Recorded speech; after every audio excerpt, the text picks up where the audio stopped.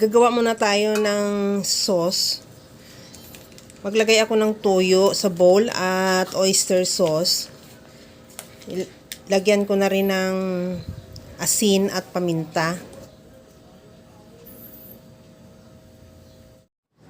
Lagyan ko rin ng liquid seasoning.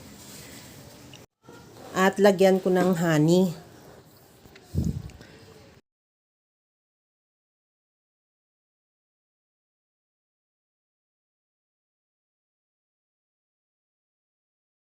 Maglagay na rin ako ng cornstarch at lagyan ko na ng tubig.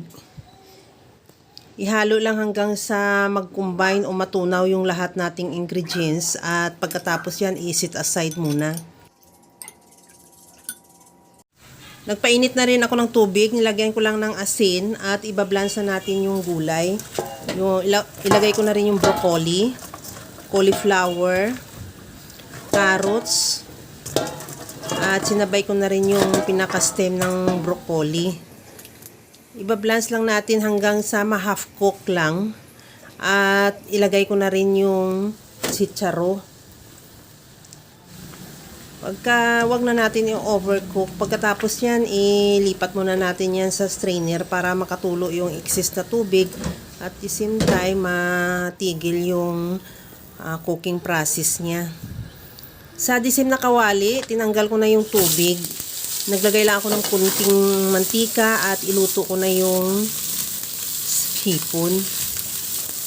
Pagka gaya niya nag-orange na, tanggalin na muna natin yan sa kawali at ilagay sa bowl at i-set aside. Naglagay na rin ako ng butter sa disim na kawali at igisa ko na yung bawang.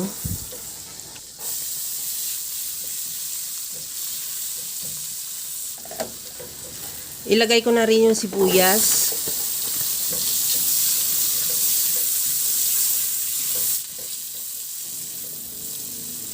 Maglagay din ako ng bell pepper.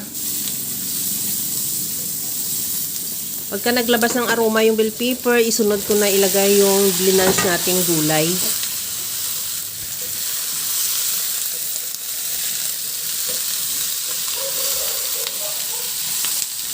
Maglagay din ako ng cabbage o repolyo. Ihalo lang hanggang sa maluto lang din yung repolyo.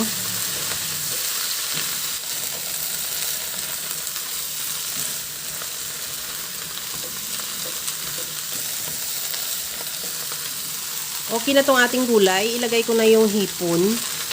At isunod ko na rin ilagay yung sauce na ginawa natin kanina.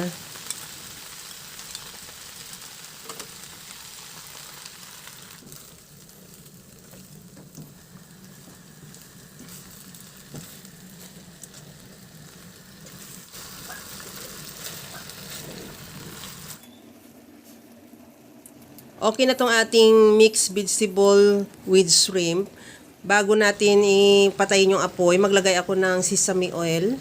At ready to serve na yan. Kaya mga kalasa, kung nagustuhan mo yung ating video, please like na lang at pakishare na rin sa inyong mga friends. At kung bago ka pa lang sa aking channel, subscribe na at i-click mo na rin ang bell button para sa mga notification. Okay na to. Hanguin ko na lang yan at ready to serve na. Hanggang sa muli mga kalasa.